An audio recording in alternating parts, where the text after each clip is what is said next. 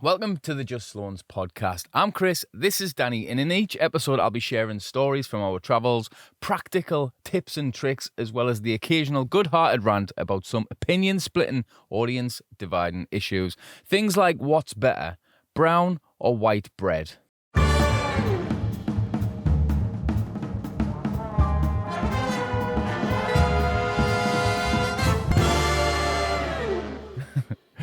Today we're discussing Scotland's proposed motorhome tax. It's currently being considered by the Scottish Government, and if implemented, this tax will specifically target motorhome and campervan owners.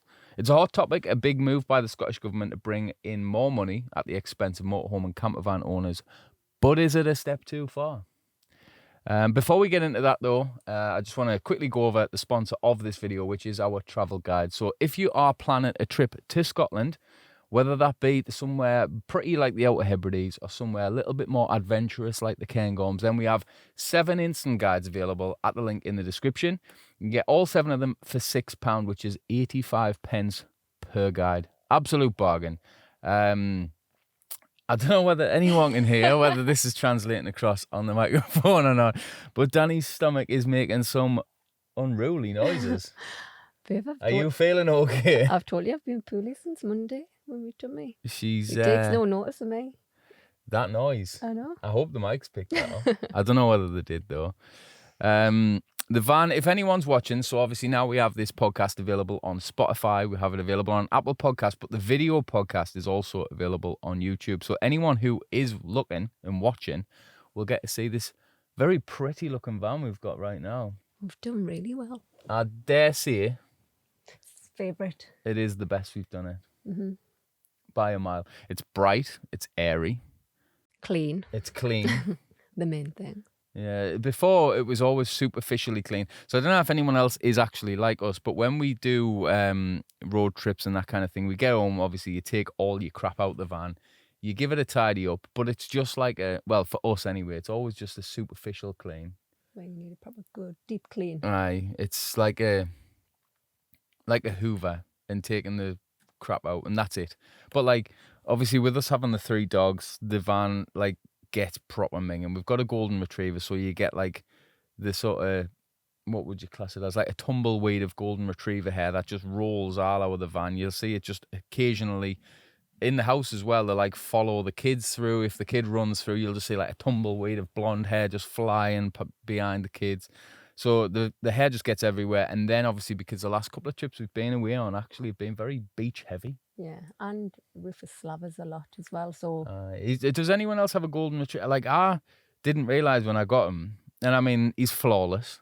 So, clearly. and I'm not biased, but I didn't realise that they slaver as much as they do.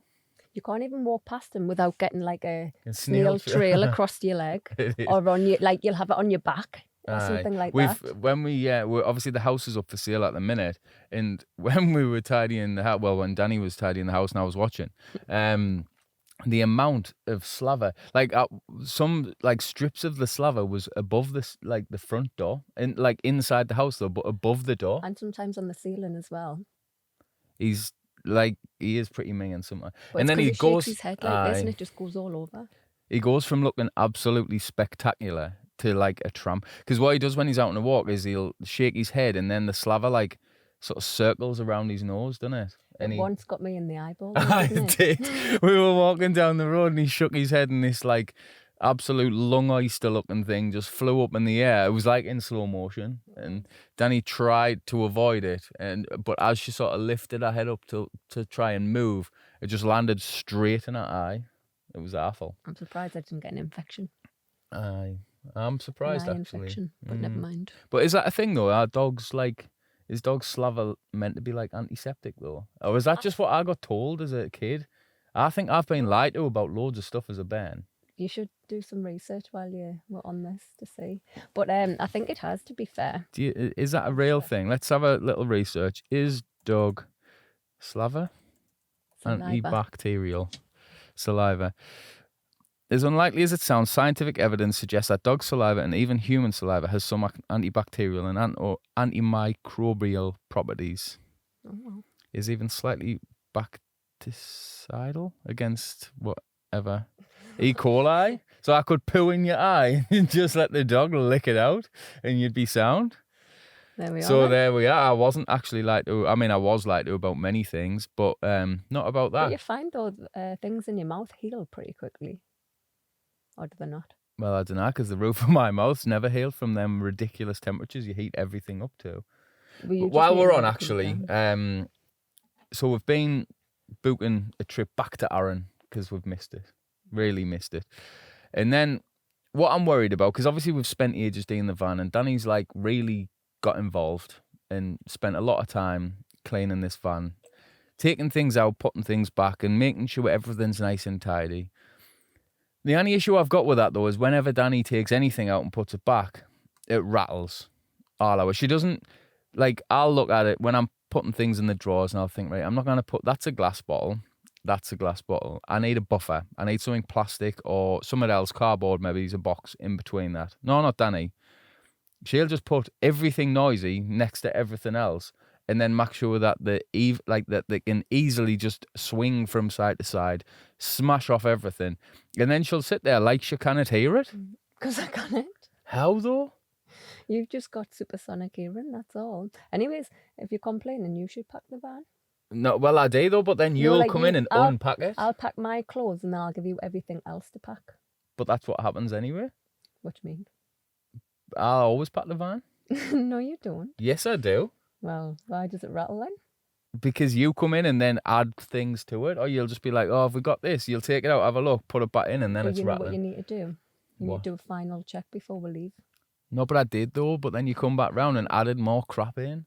Then do a final In all check. fairness, though, like my hearing is supersonic. Like I can hear a moth fart. That's how good my hearing is. There was a time though when there was the high winds and you just knew that the gate out the back was swinging and banging shut. And I was like, I can't hear anything. And you were like, go and have a look. I went down and there was the gate swinging. I can identify what the noise is as well. Like Yeah. it's not just I can hear ear noise.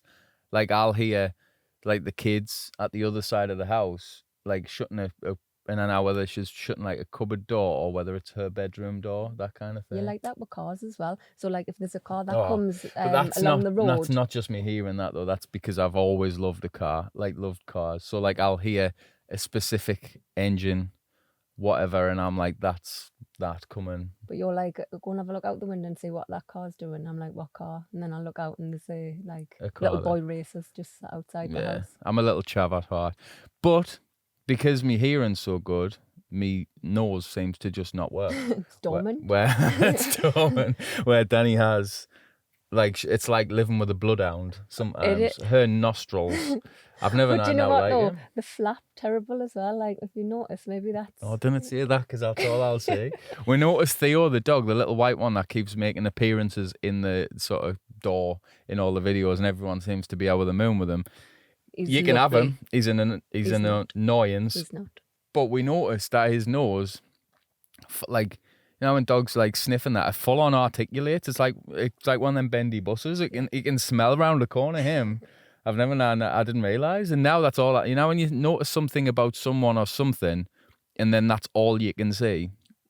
But That's just where I'm when at. I laugh, No, man, didn't say that. I'll put you off us. Do your nostrils gone nuts? Yeah, you'll have to watch. You'll have to Pure make us, dragon nostrils. you'll have to make us He's laugh. just pure. He's just spat at us there. You'll have to make us laugh. more often. Well, I'll be in the next episode of this with like a neoprene wetsuit on while she spits on us while we're talking. That is true. But, But you've saved our lives because of it. yeah, I was gonna Probably. just about to go on to say that. We for days, probably weeks, to be fair. It was the last we were in Arran and the smell started. We thought was the bathroom. It was just a horrible. I don't even know how to describe the smell. It's like a dirty gas. Dirty gas. so it was what a dirty gas smell. I couldn't smell. She kept going on about it. Like every time we got back in the van, you were like, "Can you smell that?" And I'm like, "I actually can it. I can smell I that." was like, "Are you sure you can't smell it?" And then I thought it was just me until we got home, and then the kids got in the van and they were like, "What's that smell?" I was like, "See." I still couldn't smell There's a now, smell. But I thought like I didn't consider what it was gonna be, which it turned out to be the gas until I got in. I was on my way to football. Yeah. It was a Tuesday night. I got in on the night time, started driving, and then probably, I don't know, 5 minutes into the drive, like the smell was like proper strong. I'm like, oh, this is actually a gas smell. But I was on the country road next to where we live, and there's literally nowhere to pull out, and I would feel like getting a bit woozy. So I ended up, I had the window wide open, and then when I eventually got to where the pulling point is, I pulled over, and I ended up having to turn the gas off. And I don't know how it happened, but when I eventually got home, the connectors just weren't, I mean, they were on secure, but there was just a slight, maybe it's a quarter of a turn to like fully tighten them, but they hadn't been touched for ages, so I don't know how. I think when we're in Arran, you had actually changed the gas over. I think But that's what all it was. is I just turn it on. Oh, yeah. Because I have the 2 gas bottles, so I hadn't physically changed the gas bottle or physically had to like secure the pipe back onto the gas bottle on any of that. It was just, but anyway, like it was bad. Like I was off my lips at footy.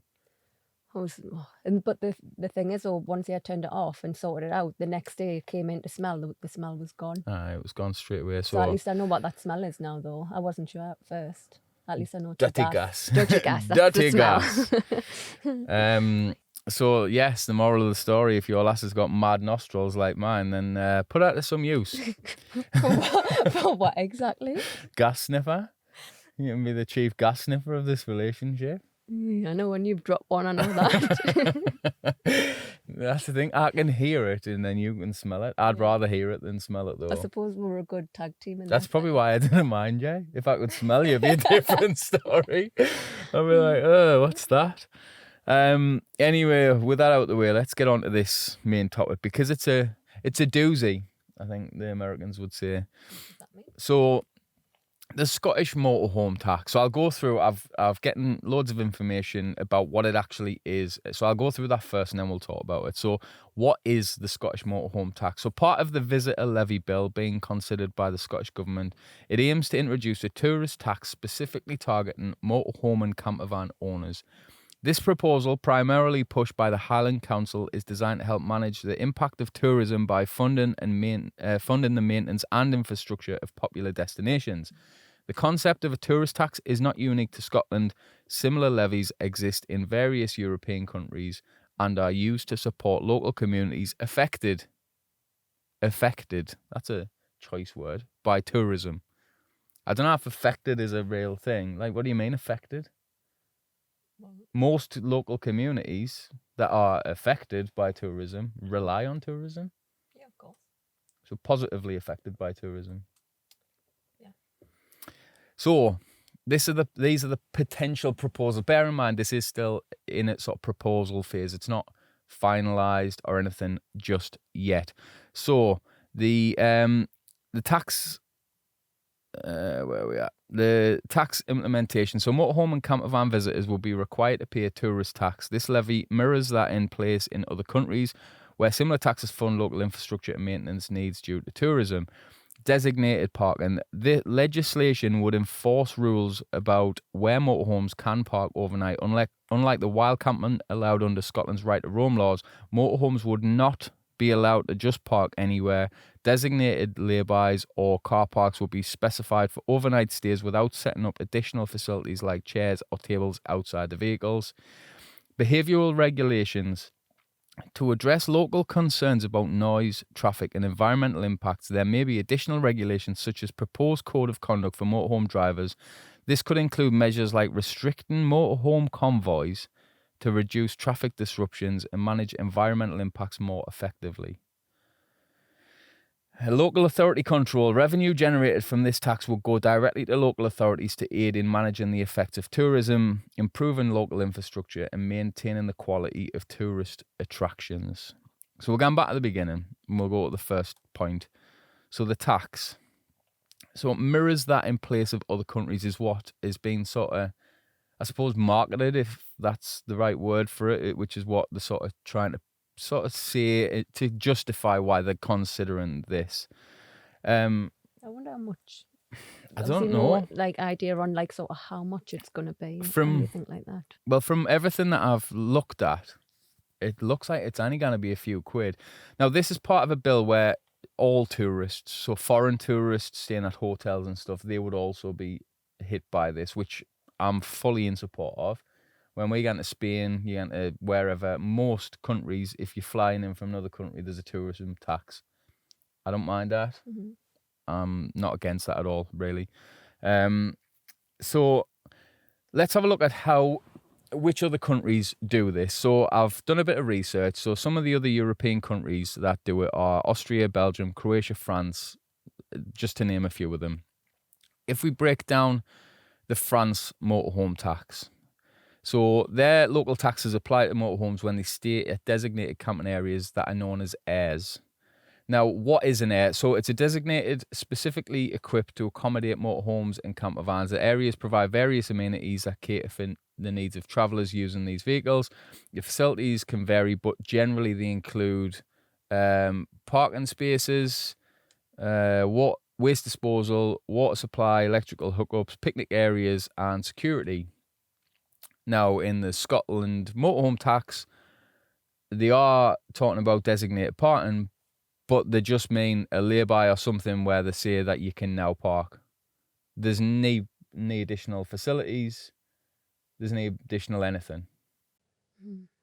The thing is, for me, like, even if they did, like the fair enough about taxing, it's then will that actually make the changes? Because I suppose the locals in that area are the ones that are getting frustrated with, because there's no infrastructure for it, which you spoke about it a lot of the time. There's Whereas not. if they did make those changes, then you'd be happy enough to pay, because it should make an all-round better trip, like especially like say some of the road conditions, or I don't know, things like that. But I think what they're doing is, though, they're comparing it to, I suppose, a service that's provided in other European countries, but they're not going to provide that service. So all they're going to do is designate some lay-bys and car parks, which is what they started doing in some places anyway, where you can pay for overnight parking, and presumably they're just going to whack a little bit additional tax on top of the price to stay. What do you think? They'll not do like the chemical waste sort of disposal areas and the water fill-up areas? I wouldn't imagine. Well, it would be good if they did. No, well, that's the difference. I think if they're going to provide something like that, I think, like, I'm fine with that. I'm more than happy for that. But I think most people actually would be if they provided. There's a problem that that comes with that, though, which I'll get to later. But this one, like I say, it seems like, and I could be wrong, and again, things could change. This is still at a sort of proposal phase, that it's like an additional tax just for being a tourist. There's nothing else you're getting for that. It's just some additional money. The behavioural regulations is mad. So basically, a proposed code of conduct for motorhome drivers that could include measures like restricting convoys. How are they going to do that? But is that even a thing? It is a thing. Yeah, like, there's groups. So like there's like Jake, who shout out Jake if you listen to this. Him and obviously a few of his pals, they've all got, like, in the couples or whatever, they've got, like, I don't know, there might be 5 or 6 of them that'll travel to wherever. They might go to Skye, out Hebrides, whatever it is, but they'll do it as a group. Obviously, like, respectfully. They're not like little Rajis. I mean, he is a little Raji, but he's But what difference is that? Just them people being in a queue anyways, whether you know someone or not. How would they know that, though? Like, if there's queue of traffic, there's a queue of traffic. If there's like 5 camper vans all in a row, would they then presume that that's a convoy?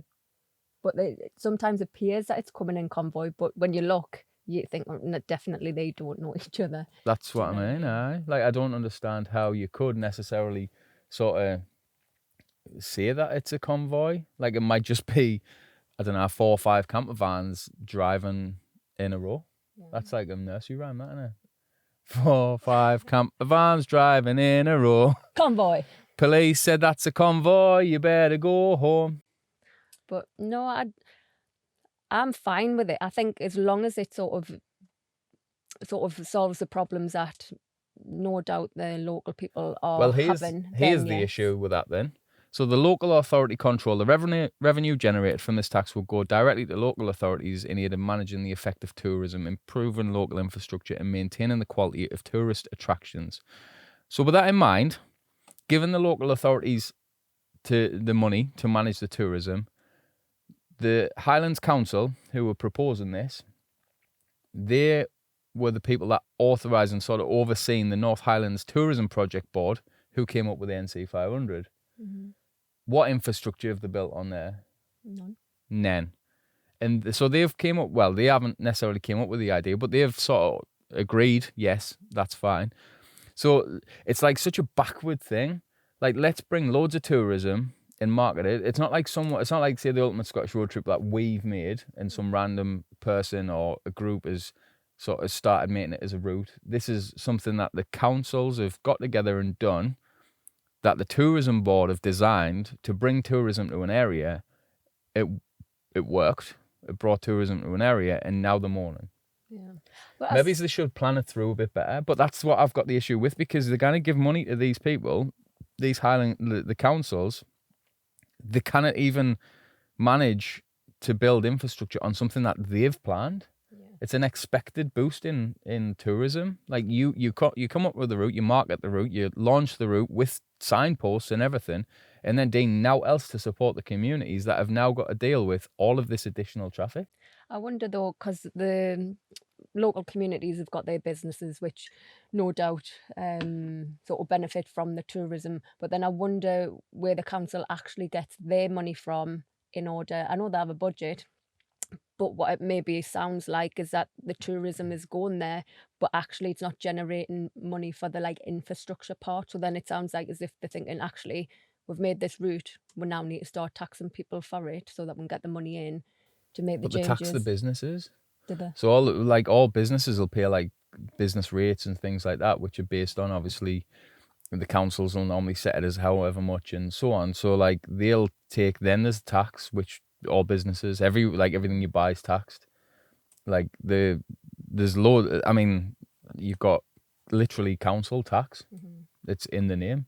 But one thing I do know, like even when we have travelled round, say the parking and stuff, I don't think the charge parking is there. Like, you know, like the just general parking when you go on the route. They don't seem to like charge They you do it anything, like John O'Groats and that. It was extortionate there, Oh, if you yes, so remember. it You had was. to pay to go and use the toilet. Oh, so I take that back. Yeah, it was. But I think again, it's a hard one, because any of this money that goes to a local authority, like which local authority, which council, which anything like that is ran well? None.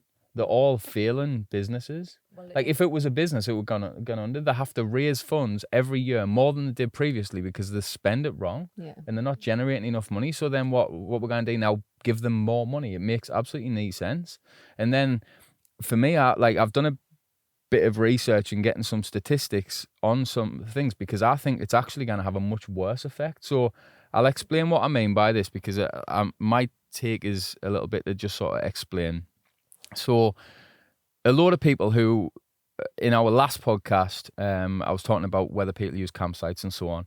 Now, a lot of people who don't use campsites, who do use campsites, I would say about half of them, based on the statistics on the survey, and that's just a survey of 2,000 people, so it's not insane numbers. But a lot of them, and a lot of people who we talk to on the road, do campsites because they're just not 100% sure about wild camping. It sort of sits in like a strange grey area, because technically it isn't legal. Like it's not part of the right to roam to do it in your camper van. Is it not? It's not actually. So it's like right to roam, you can essentially camp pretty much wherever you want. Camper vans and stuff, it's different. So there are restrictions. So if there is signs saying overnight parking, you can't park there and so on. So there's like a bit of a grey area, and it's enough to put a lot of people off wild camping. So instead, they'll go to a campsite.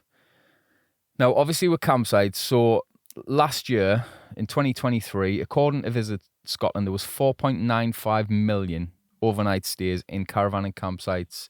In campsites in Scotland in 2023. Now, let's just presume, now that there's like authorized places where you know for a fact you're allowed to park overnight, you might not have services or any of that stuff, but most vans, motorhomes, camper vans have a lot of services now. So let's just say 1%, 1 in every 100 people who do campsites on a trip just decide that instead of doing campsites, they're just going to go to authorized park up things and pay a couple, like say £2 additional tax.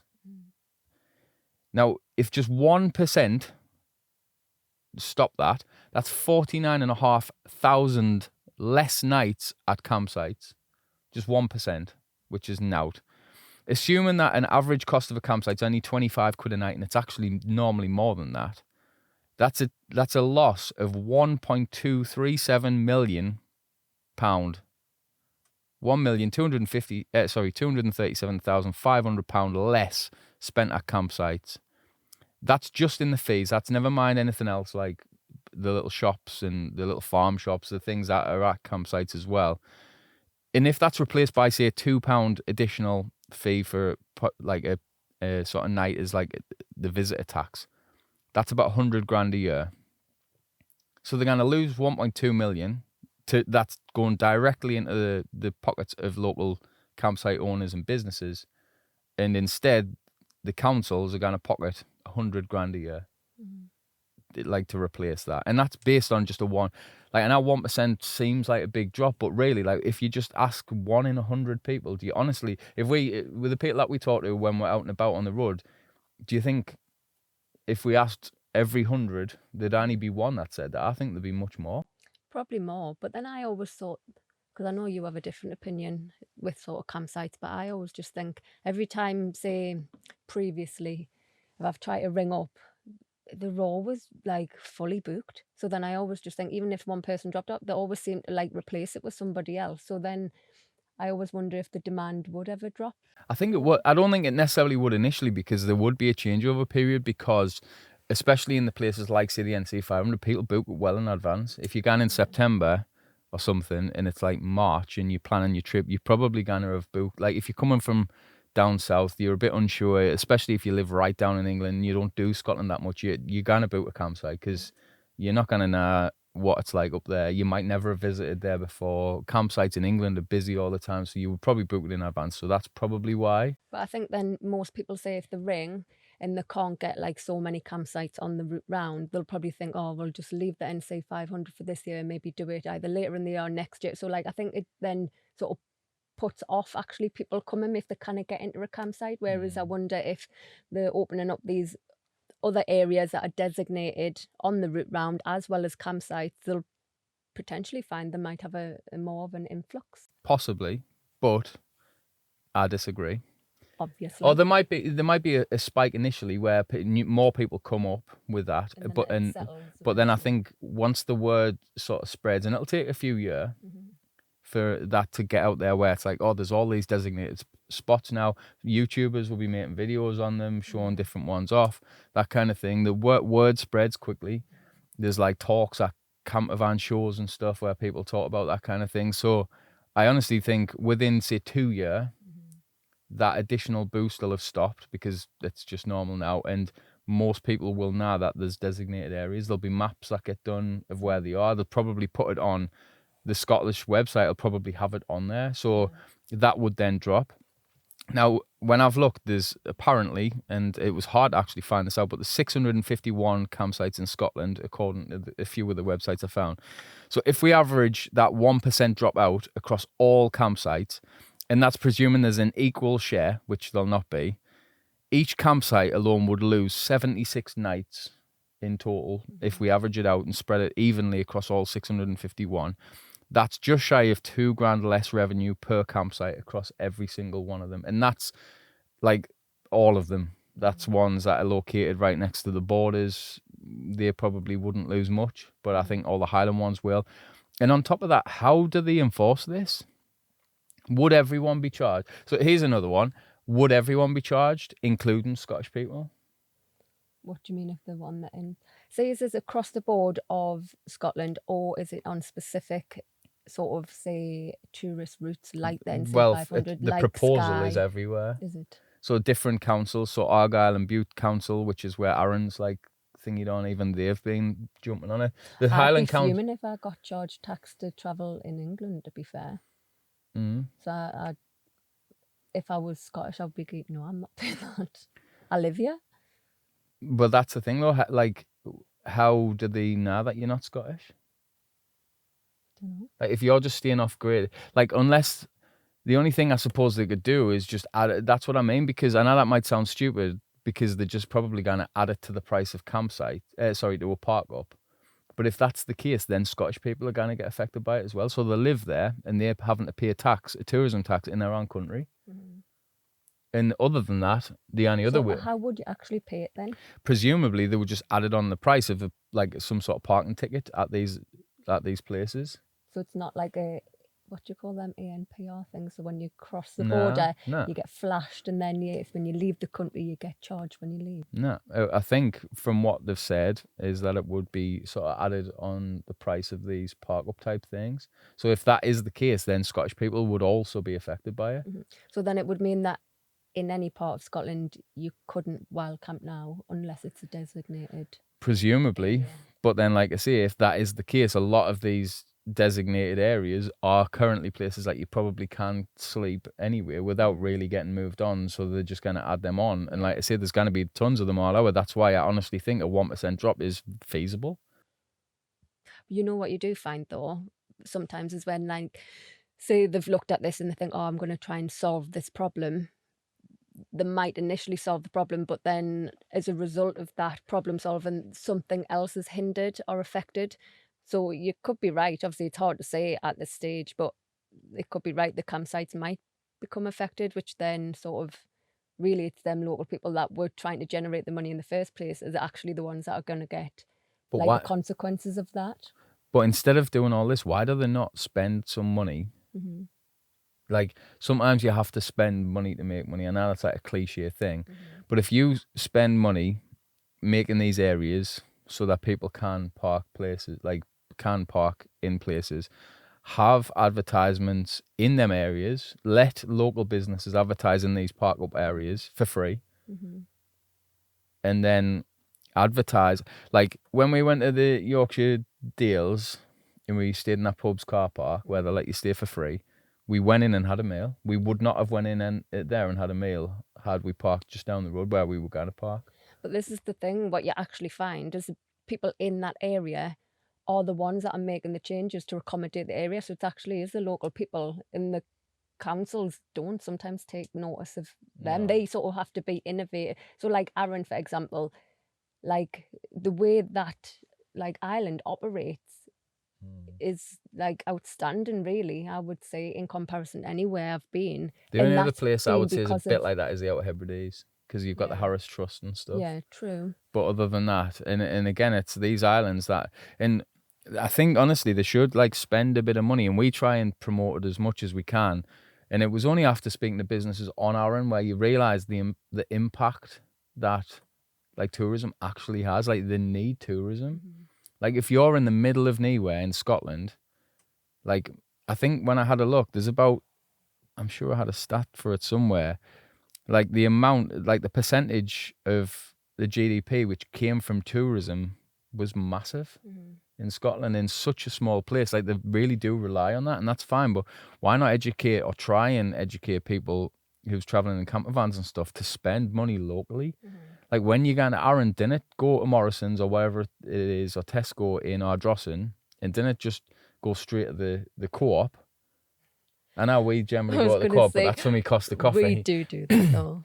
But like, even if that's the case, the co-op sells things from local butchers and stuff like that. So like when we go to see the co-op in Brodick, we'll try and buy that, or when we're over at Blackwaterfoot, we go to the bakehouse mainly because it's like crack. It's beautiful. I cannot wait to go back and have some of that. And we do try and eat out a couple of times from the local sort of restaurants we always and try stuff. and shop. Well, at least try and eat out twice, but obviously depend on money as well, though. You sometimes have to be a bit tighter. But even if you don't eat out, because that is like that can make things expensive, like buy stuff locally. Like if there's a butcher's, like when we go to Jedburgh, we go to the butcher's. Like whenever we go to Arran, we'll go to the bakehouse, the butcher's normally as a minimum. I'll normally go into the pizza shop. We'll go into souvenir shops as well. We go to all of that sort of stuff, and like spending time educating people on how the money comes in, because sometimes people just didn't realize. Like when I was talking, I can't remember who it was on Arran, and they were saying about people going to, is it a Tesco or Morrison's just before you come across? I think it's Morrison's. Is it? We were guilty one time. Like people, I suppose, because it's right at the ferry port, you pull up there, you're going to be at the ferry early. They're clever that they've put it there. and you go and buy all the stuff you need for that trip because you're not sure what's on the island, and then you get the island and you're not spending out. So I get that sort of tourism is hard work because no one's spending any money, and the island just gets the negative impact of that tourism, which is like the wear and tear, like vans parked all over the place, all of that sort of stuff. But there's no positives from that because they're not making money. So why not spend some time trying to educate people on why it's important you buy locally? But I was going to say though, even though, like what you've just said, the people on Arran though really want the tourism. From the impression that we got from the local shops and stuff like that, they were all for that. Well, And they were very positive about tourists as well. It wasn't like, oh God, here's... Well, you can tell that though because the whole island's welcoming to tourism. But even the souvenir shop, I'm sure he was saying that something like 2/3 of his full income annually comes in about 3 months of the year. Yeah. And then with the ferries and stuff not being particularly reliable, like they need that. Even the bloke at the petrol station was saying it was like dead. The whole year was pretty dead because of the ferries. Yeah. And like if they spent some time doing that, letting businesses put some sort of advertisement type things on there, why not on the ferries? Why is there not brochures for all the businesses on the island? Again, though, that's another thing. I know we're going on about Arran so much, but then that's another thing that they do really well is they all promote each other's business on the island. So like even went into the souvenir shop and the lady there was like, oh, have you tried the bakery at Blackwater? That's how we found so out then we about went it. there, and then we might go somewhere else and they'll go, hey, have you tried the Arran ice cream? Or oh, have you been to the distillery and have you tried the Arran Gold? And or have you been to the there's like the cheese shop, and then there's the perfume place, I can't remember what it's called. Arran Aromatics. Yeah, so like everywhere you go, they're all internally promoting. Even the shop across the road from, do you know when we went to Goatfell? Yeah. Like the lady who does all the artwork in there, she was also promoting somewhere. She would promote it across. So they like literally pointed you all in different directions and were helping each other. And that's the first time I've sort of been somewhere where that's the community spirit of like literally helping everybody out. Yeah, I think Even the bookshop guy as well. Well, even the bookshop guy, they were willing to sort of stock our book, and he was like, "I'll do anything from anyone on Arran, I'll stock it." Or anyone like promoting Arran or anything like that, and that's the way it should be. But that's what I mean. I mean, like it's all they need to do to help all of this. Tourism can be a hindrance. Like if everyone if someone, I don't know, kept coming to the house and I don't know, taking all the time, and then never ever give anything back. In any situation, you're gonna get sick of them. Yeah, of course you do. So you need to encourage that, but a lot of the time, I think people don't know. But then all of these councils and stuff, they're ran by old blokes.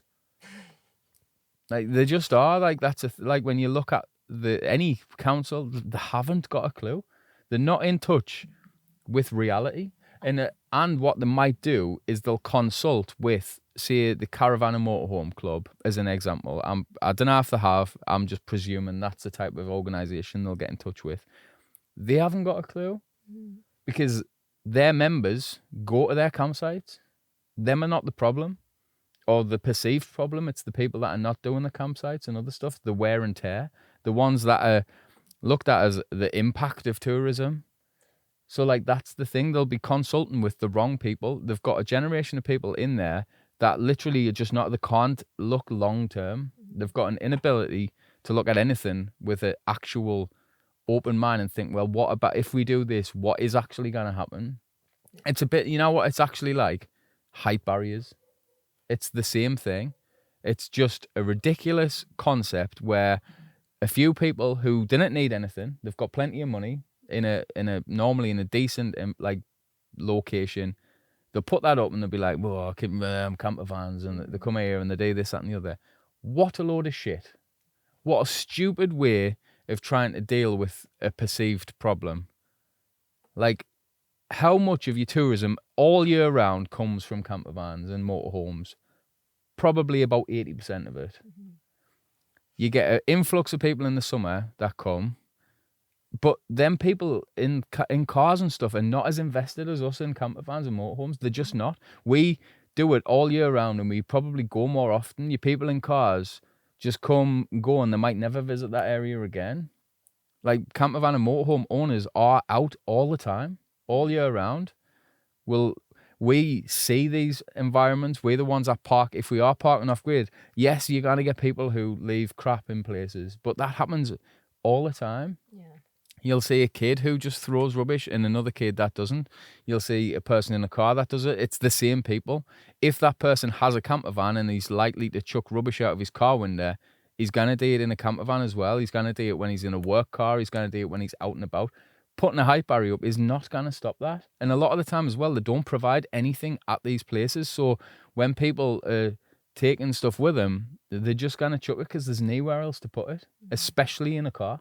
Yeah, I was going to say what we find even up the road where all the cars actually park. It's horrendous. The amount of rubbish that people just launch out the cars. And you They just think, literally leave it. They'll just, I don't know what they do, but they must just throw it out the car windows. Whereas I think because they think, I didn't want my car to get dirty, or it's like so compact, they just launch it out. Whereas in, like you say, in the camper van, you have somewhere to at least put it and you're moving on as well. You're invested in the environment though. You like, are. When we're going to these places, we want it to look nice. We didn't go to these places and just want it to be like a crack house. And I was going to say like we den. don't want that. So I think it's just such a narrow-minded, idiotic way of dealing with a problem that they perceive is someone that's not them. Mm-hmm. These people with loads of money buy nice houses in these areas and then they hate tourism because they didn't need it. They've got loads of money. They didn't care about anything. They just want to be left alone and they want themselves to be the only people that know about that place, even if they're not from there. They have probably been a tourist at some point, then bought a house there, whatever they've done, and thought, you know what? I hate these tourists. You were a tourist at one point, you absolute bell end. What can you remember? It was somewhere in Galloway we went along that way and it had a height restrictive barrier there, so we couldn't actually park in, and there was like a castle there that you could go and see. But then somebody else who must have had a bit of land, whether it was a local farmer or I don't know who it was, then just literally round the corner from that had an area where you could park in your camper van. It had, I think it had bins and it had like an overnight sort of like honesty box type of thing. Part of the, if you haven't seen the Budget Road Trip Challenge, it was where we stayed there on the very last night. So, like I say, I think this one is a contentious issue. There's loads of... Would it stop you from actually, like, so if they brought it out, would it actually stop you from going to Scotland though? Well, it wouldn't stop me from going to Scotland. No. Not at all. But it's not about stopping people. That's the thing. I don't think it really would have stopped anyone from actually going to Scotland.